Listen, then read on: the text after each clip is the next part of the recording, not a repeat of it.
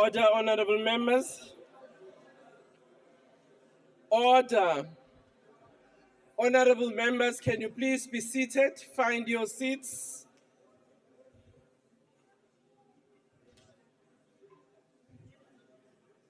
Thank you. Honorable members, before we proceed with our business, I wish to announce that the vacancy which occurred in the National Assembly owing to the resignation of Dr. S.M. Jomo has been filled by nomination of Ms. D.R. Ntuli with effect from 7 November 2025. The member has made and subscribed to the oath in the office of the Speaker. I want to welcome the honorable member, and if she can please stand. Thank you very much. You are most welcome. I will now ask the Secretary to read the first to the third orders together.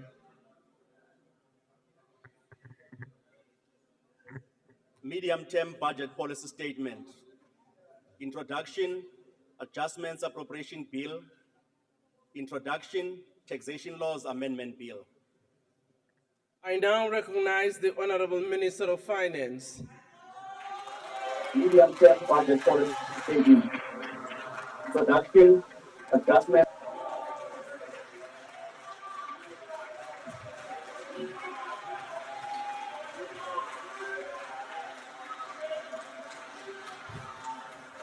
Order, order, honorable members.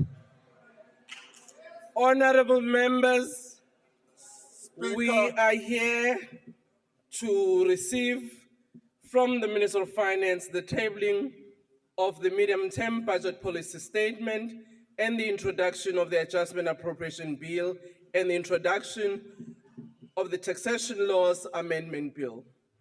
Once again, may I ask members to take their seats, and just to indicate that we are attending to the issue of the air conditioning.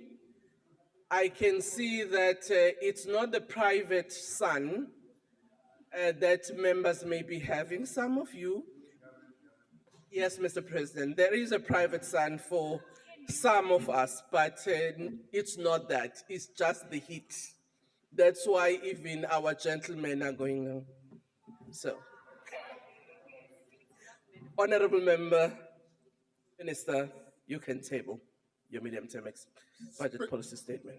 Speaker of the National Assembly, Togo Didiza, Deputy Speaker, Aneli Lodriat, Chairperson of the National Council of Provinces, Refilo Mtsweni Tsipane, Deputy Chairperson of the National Council of Province, Les Govenda, His Excellency, the President of the Republic of South Africa, Cyril Ramaphosa, His Excellency, the Deputy President Paul Mashatile, Cabinet colleagues, honorable members, members of the Executive Council for Finance in Provinces, Governor of the South African Reserve Bank, Lesesha Kganyago, Commissioner of the South African Revenue Service, Edward Kisbete, Chairperson of the Financial and Fiscal Commission, Patience Mbava,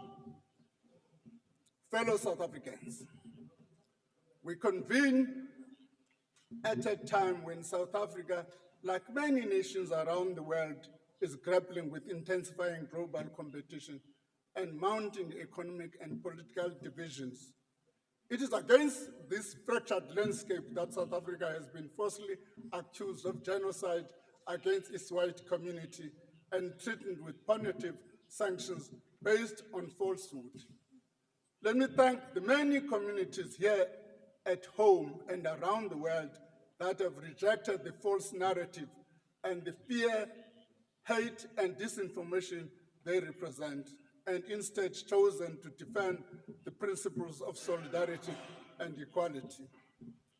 The members of the African community who recently came out publicly refusing to be used as a pawn or portrayed as victims provide us with a timely reminder of our responsibility to forge collective prosperity grounded in truth, justice, and mutual respect. They made the call not in our name. And that, to me, was an important patriotic call. Madam Speaker, it is in this spirit that I table the following documents before this House. The Division of Revenue Amendment Bill, Adjustment Appropriation Bill, Taxation Laws Amendment Bill, Tax Administration Laws Amendment Bill, and this medium budget policy statement. As we table this policy statement, we have reason to be optimistic about the future of our country. Our optimism is rooted in the progress we've made in keeping the promises we have set out.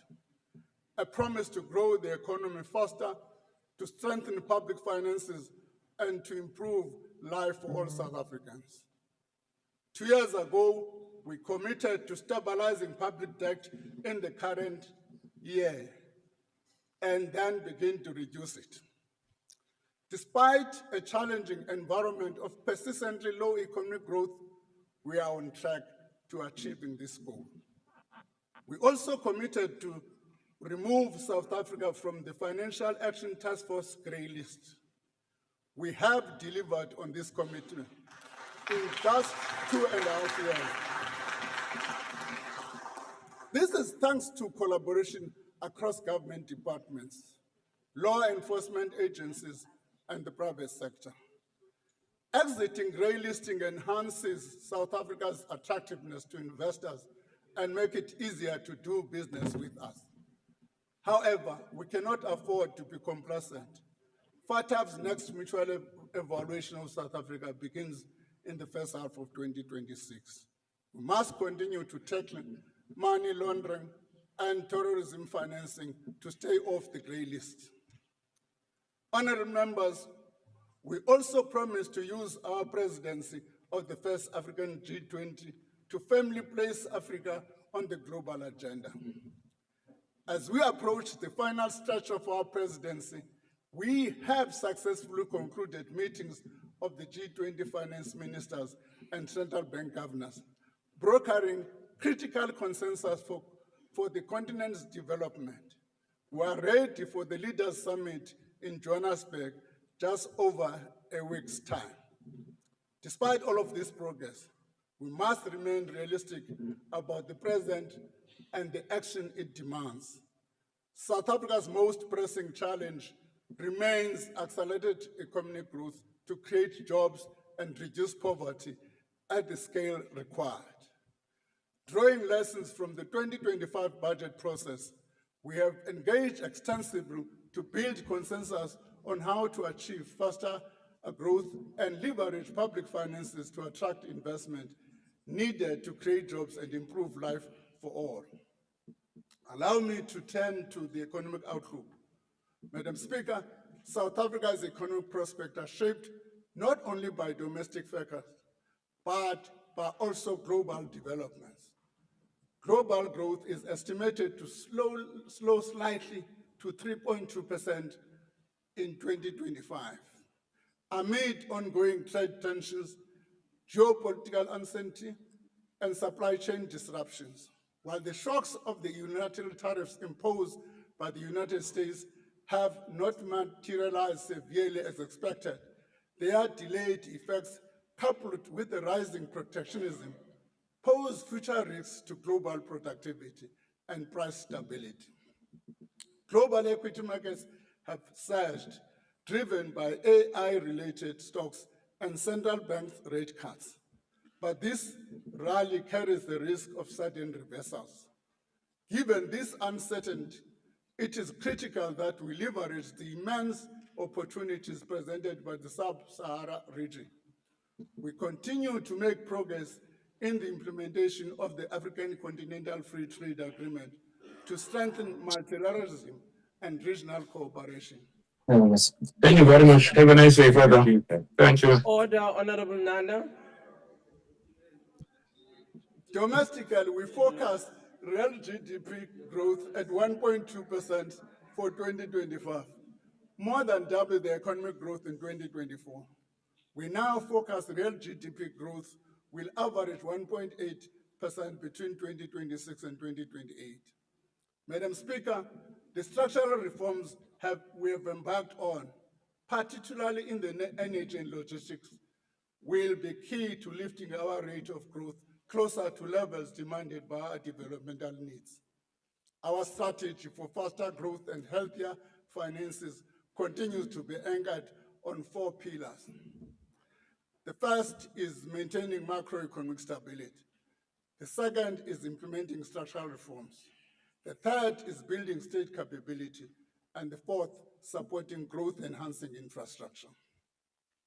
Madam Speaker, faster economic growth requires effective macroeconomic management.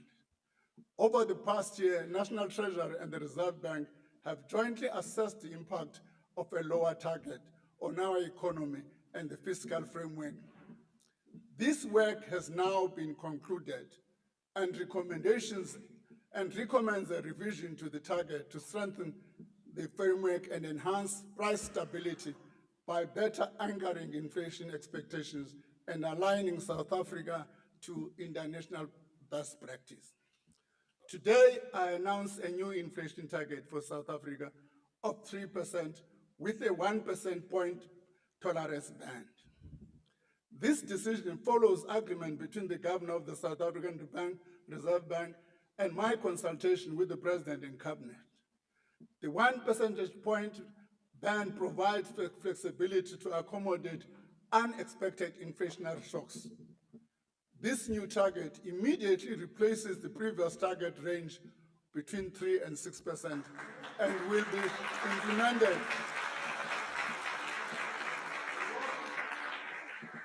be implemented over the next 2 years.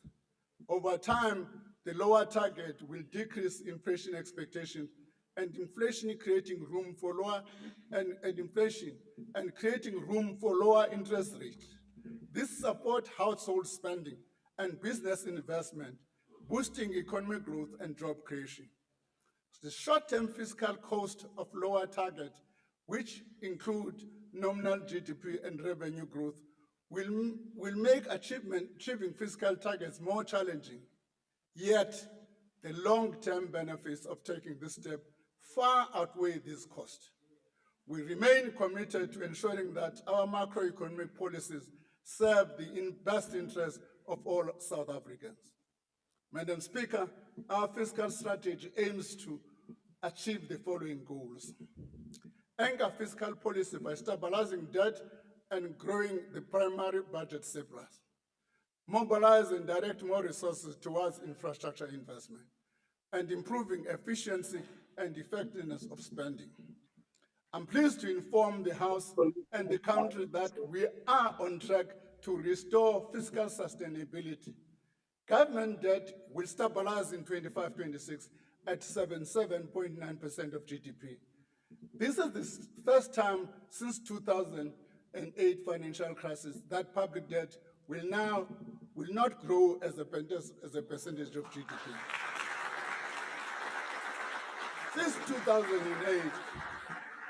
Since 2008, spending has consistently exceeded revenue, driving up debt and debt service costs. These costs crowded out spending on critical services and exerted pressure on lending rates across the economy. But we are now turning this around. This year, revenues will exceed the budget estimates by 19.3 billion. Meanwhile, debt service costs will be lower by 4.8 billion. Over the MTF, debt service costs will grow by 3.87% annually. This is a significant reduction from the 7.4% growth anticipated at the time of the 2025 budget. We will also achieve a primary budget surplus of 68.5 billion, or 0.9% of the GDP this year. This will grow to 224 billion by 2028. 28. Let me just explain this thing a bit. A primary surplus is quite critical because in the absence of that primary surplus, you are not going to impact on the debt trajectory. The primary surplus help to change that debt trajectory in a downward spiral. What are the effects of that? Your debt service costs come down. Once your debt service costs come down, sir, revenue becomes available to fund our developmental goals. The overall budget deficits will now narrow from 4.5% of GDP in 2025-26 to 2.7 in 28-29. Madam Speaker, to further ensure long-term sustainability of public finances, the government is considering options for a form of fiscal anchor. We're exploring what we call a principle-led approach that provides for a clear parliamentary oversight, stronger reporting on fiscal risk, and transparency on distributional impacts. Earlier this year, we published a discussing paper on this topic, and consultation with stakeholders and experts are ongoing. The better than estimated tax revenue of 19.7 billion is due to stronger household expenditure, which has boosted value-added tax collection and improvements in corporate tax receipts and dividend taxes. Lower than expected VAT refunds also contributed to improved revenue outlook. As indicated in 2025 budget, an additional 4 billion was allocated to the South African Revenue Service. This allocation was intended in part to strengthen debt collection and thereby increase revenue collection by between 20 and 50 billion per year. We'll continue to monitor SARS revenue performance for the remainder of the year. This assessment will inform whether the 20 billion additional tax increases for 2026 budget, as earlier proposed, can be withdrawn. A final decision, let me just say, if it withdrawn, the 20 billion is not achieved, there are two options open to us, is to then raise taxes or cut expenditure. There's no two ways. That's how this thing works. We must find revenue or cut expenditure. Honorable members, South Africa faces problems of illicit trade that threatens our economy, endangers consumers, and robs the fiscals of billions in revenue. The growing market for illicit cigarettes and alcohol poses serious risk to public health and undermine legitimate business. Each year, billions of rands in taxes go uncollected, funds that could have closed our revenue gap and avoided tax increases entirely. According to SARS, since 2020, government has lost around 40 billion in excise revenues to the cigarette black market. This same is true for illicit alcohol and fuel. Government is clamping down on this illegal trade, and in the last 6 months, SARS suspended 3 licenses for non-compliant tobacco production. The Financial Intelligence Center has provided intelligence report to SARS to assist in investigation of criminal syndicates. Together, they have identified illicit markets in tobacco, precious metals, fuel, and procurement fraud. Custom officials must fulfill their duty to prevent criminals from dodging taxes and flooding our markets with dangerous products. Of course, for them to achieve that, just if I may explain, they will have to need the full might of the law enforcement agencies behind them. That coordinated work is quite important. I'm pleased to inform this House that Cabinet has already taken a decision that coordinated work must take place. Madam Speaker, the adjustment in revenue means that we can make changes to our spending estimates. For the current year, additional expenditure of 15.8 billion rand is proposed amongst the in-year adjustment, and is also 2 billion rand for the building of parliament and 1 billion rand for the Independent Electoral Commission for the 2026 municipal election. Let me explain a bit. Earlier on, if you were listening, I said this year we've got an over collection of about 19.3 billion rand. That's what I said earlier on. We realize that we may not have sufficient resources next year. What we have done is to say, what are the recurrent expenditures for next year, which we can fund this year? What this 15.8 billion does, it takes those recurrent expenditures for the following year while bringing them forward and funding them in this specific year.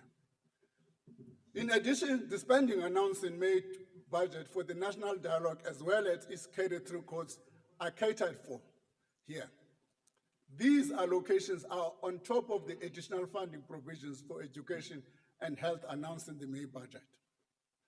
Madam Speaker, President Ramaphosa has consistently spoken of infrastructure as the flywheel of our economy.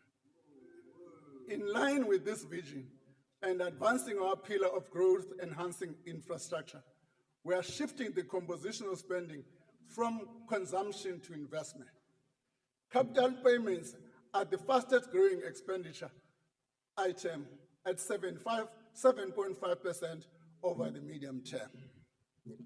We are leveraging public resources to mobilize private finance and expertise at scale to strengthen service delivery, improve spending effectiveness, and drive high economic growth. The amendments to the PPP regulations took effect from the 1st of June 2025, and these unlock potential across spheres of government and streamline approvals for smaller projects. 3 weeks ago, new guidelines on unsolicited bids and fiscal commitments and contingent liabilities were issued, and these took effect immediately.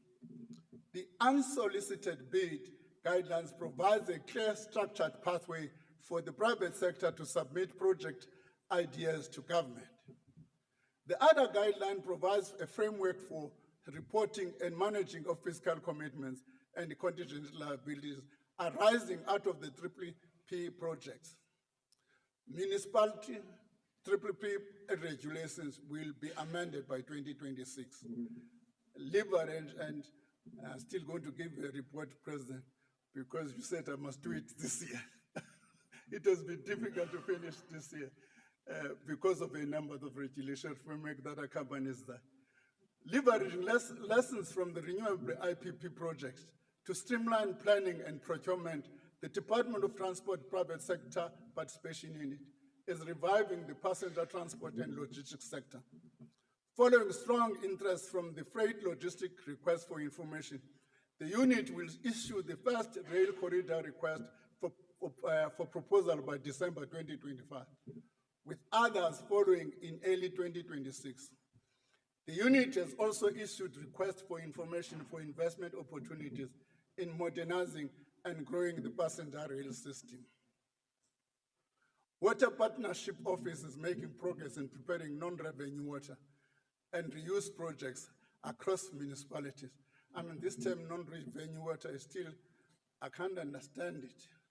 I always people, why do you say this is non-revenue water?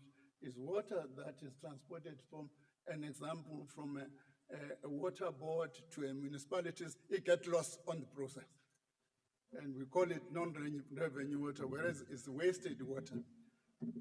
Okay.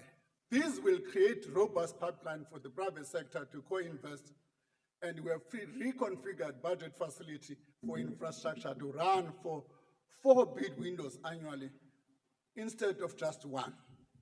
Since the configuration, the budget facility for infrastructure has received 28 submissions. Out of those, 9 projects were accepted for detailed analysis.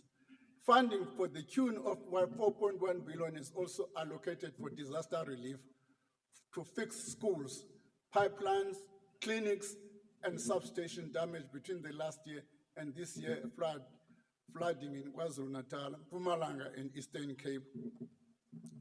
To raise the funding for these BFI projects, a new infrastructure bond will be launched soon to raise a minimum of 15 billion.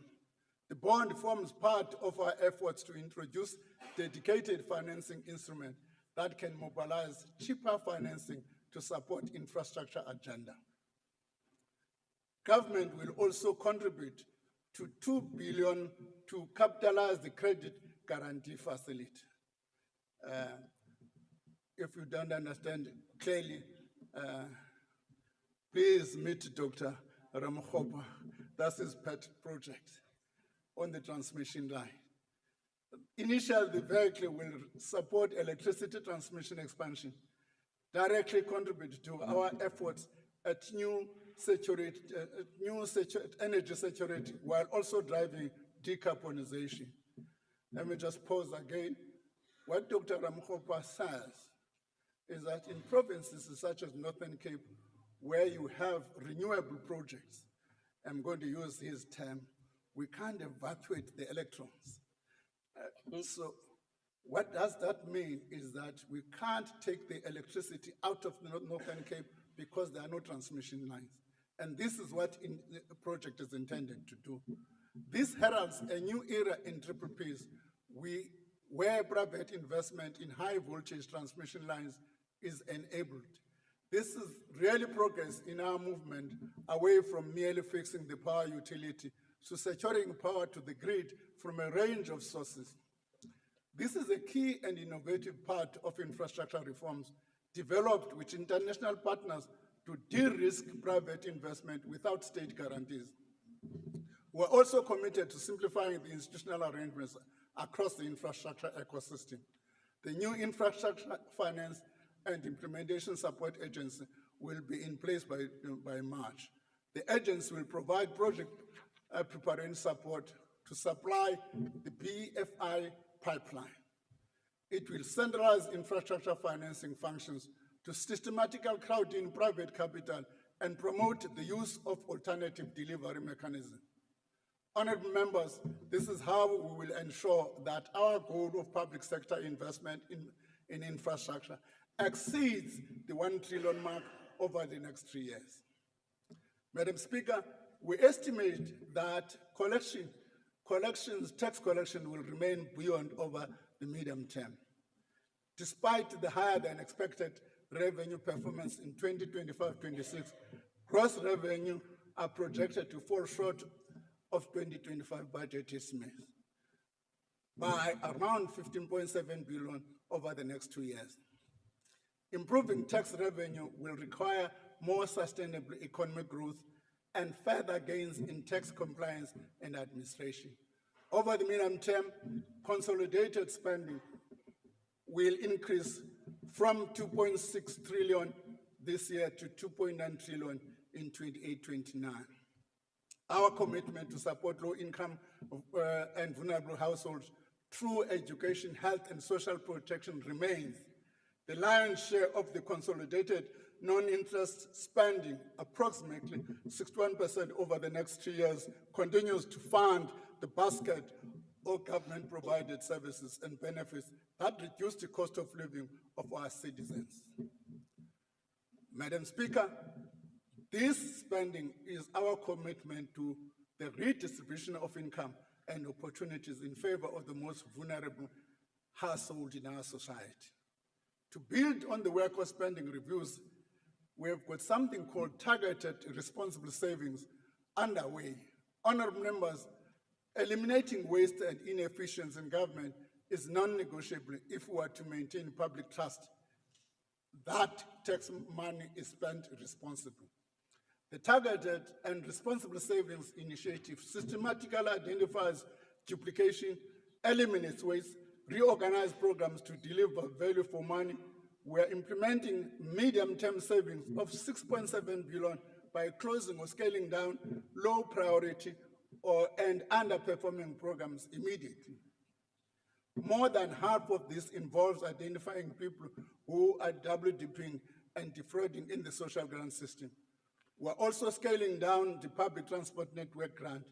The grant has failed to meet the objectives, and some cities have failed entirely to get the projects off the ground. An integrated public transport system is essential to support the working class communities. We will be reconsidering how to lower the cost of mobility and rework the institutional framework. Commuter rail is the backbone of our public transport system. PRASA is making some progress in revitalizing our rail system. 11.8 million passenger trips in 2022-23 to 116 million last year. This is only the start of the broader continuous process to redirect funds from inefficient programs to pressing national priorities. An update will be provided in the February budget. Madam Speaker, let me now turn to the subnational sphere. Allocation to provinces protect frontline services. For municipalities, they ensure continued provision of basic services that include water, refuse removal, sanitation, and electricity. The share of the national raised revenue for provinces and municipalities will respectively increase to 4.24% and 9.7% over the medium term. The allocation, among other things, also cater for changes in population growth and to compensate municipalities for increase in bulk services, service charges related to free basic services.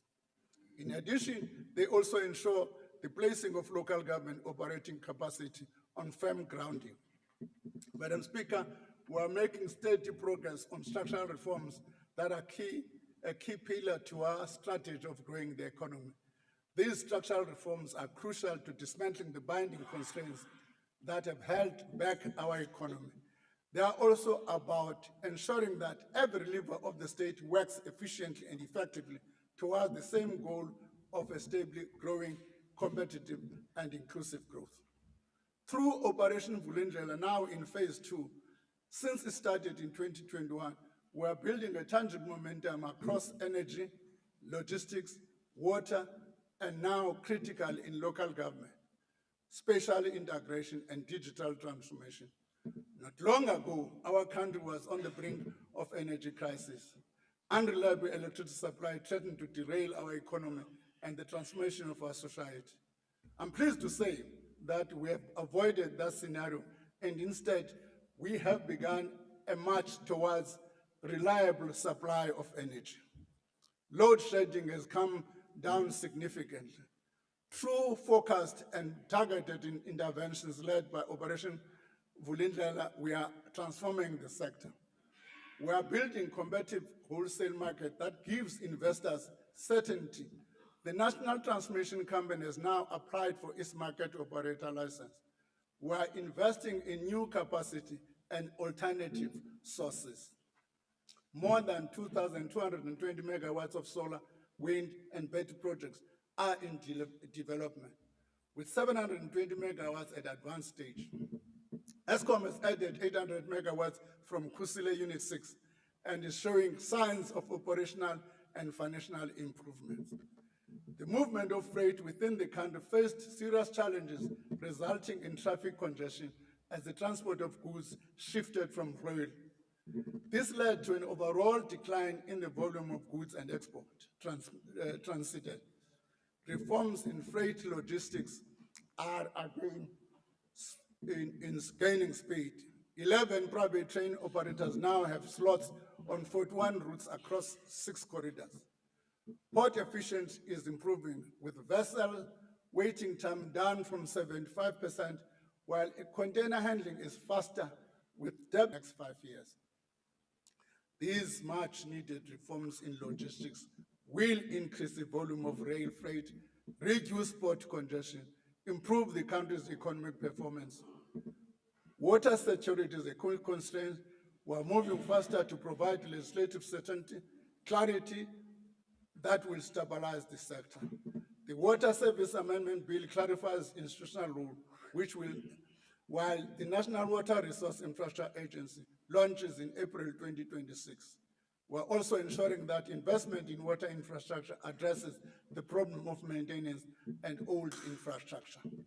To attract skills, investment, and tourism, We have modernized our visa system by clearing 300,000 backlog. These reforms demonstrate we have and are creating space for private sector investment and building infrastructure. Mr. Speaker, municipalities are at the forefront of providing essential services. However, many are fraught with capacity constraints that hinder their ability to deal with allocated budgets into reliable services. It is for this reason that several reforms have been introduced to urgently remedy this untenable situation. Let me just give and again highlight a particular example. Minister Hlabisa will tell you, as we are allocating the emergency relief for disasters this year, we were also allocating to municipalities that were allocated last year who have not been able to spend last year's allocation. That's the kind of constraint we need to attend to. We are piloting utility reform program to stabilize and professionalize water and electricity businesses in a few municipalities in Mpumalanga. To address persistent underspending and capacity constraints at the local level, we are reforming the municipal infrastructure grant. Where municipalities show persistent failure, delivery will shift to an indirect model through agencies such as like MISA and DBSA, coupled with time-bound capability plans aimed at restoring direct funding. We're seeing encouraging progress in metro trading service reform. Over the 2026 budget, 19.3 billion rand has been reallocated towards this reform in line with council-approved improvement plans. Financial sustainability is improving through better billing, tight credit controls, cost-reflective tariffs with indigent protection and co-funding crowding in concessional and commercial finance. Today, we launch a government's first procurement payment dashboard using data for the basic accounting system. The dashboard is available on the National Treasury e-tender website, showing the payments made to suppliers by most national and provincial government as captured on our payment system. This represents a massive step forward in procurement transparency. The dashboard will identify inefficiencies, anomalies, and uncovering opportunities for consolidation. It also enables analysis of procurement expenditure and the suppliers that do business with state, give citizens, academic and civil society the ability to hold departments accountable, supporting efforts to fight corruption and fraud. Let me just illustrate this point. Illustrate this point. If you had this system during Tembisa Hospital,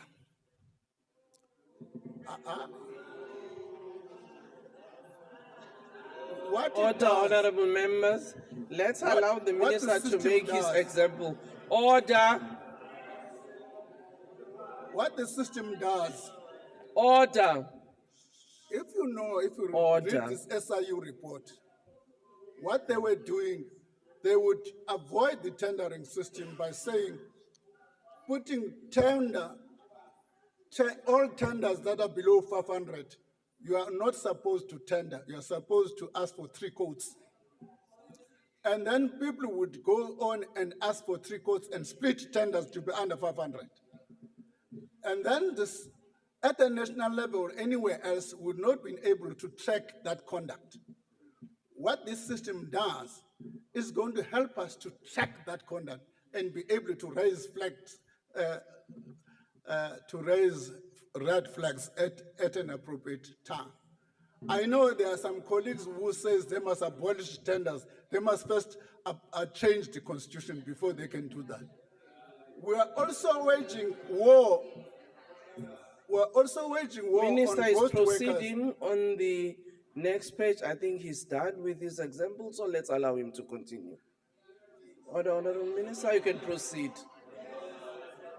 Order. Order. We are also waging war on ghost workers in public service. We have heard calls from political parties and civil society. National Treasury is working closely with the Department of Public Service and Administration and Home Affairs on data-driven approach that integrates systems across the government. We are beginning to see the result of this collaboration. We have already uncovered close to 9,000 high-risk cases that have been flagged for further verification.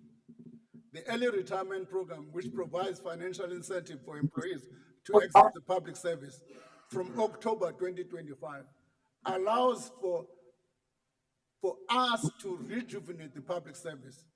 These interventions will deliver long-term average savings of around 3.5 billion per annum.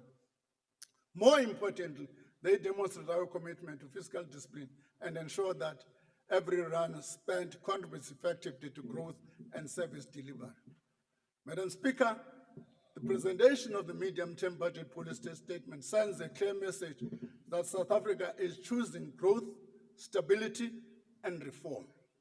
It represents our commitment to an open, transparent budget process.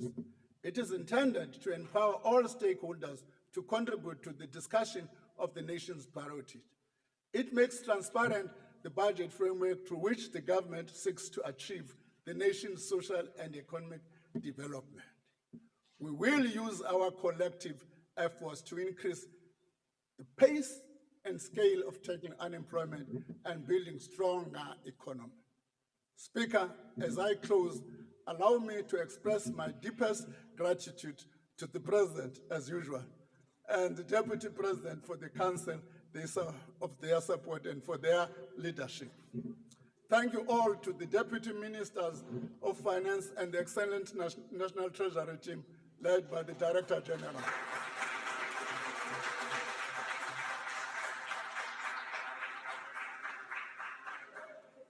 They have walked this path with me, sharing freely the insight, expertise, and passion for our country.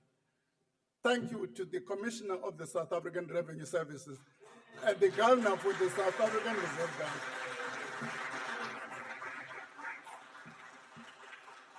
Thank you to my cabinet colleagues, the ministers of the Committee on the Budget and the Budget Council from the provinces, who share the heavy load of tough decisions that must be taken in the sustainability of our finances. Thank you as well to what is called the Technical Committee on the Budget, which is composed of a few DGs who have done splendid work. To the Parliamentary Committee of Finance, Appropriation and Public Action, I express my sincere appreciation to all of you. And lastly,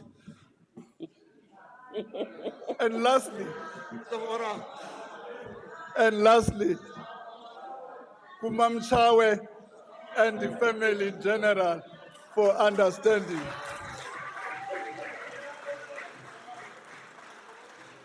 And to the citizens of this beautiful country, for your faith in us, is our motivation. Thank you very much. Thank you very much.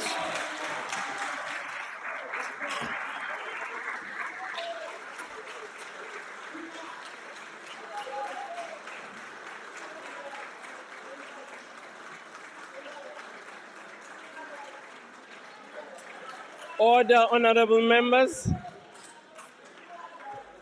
Order. Order. Honorable members. I thank the Honorable Minister. Order. Honorable Minister. You can take your seat so that I thank you properly.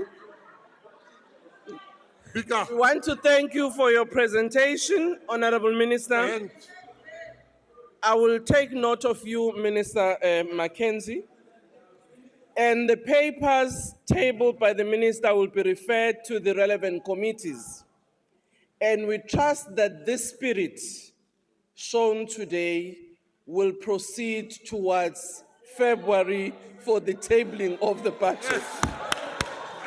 Honorable Mackenzie. Honorable Speaker, this is my fence. Honorable Mackenzie. We must make a Honorable Mackenzie. What's the point of order? The finance minister has proven that we've turned the corner. He just made one mistake. Honorable, He didn't thank the government in waiting forever. For waiting forever. order, Honorable Minister, that's not the point of order. But he, The clown minister. Order, I request members to stand and wait for the presiding officer and the maids to leave the chamber. That concludes the business for the day and the House is adjourned.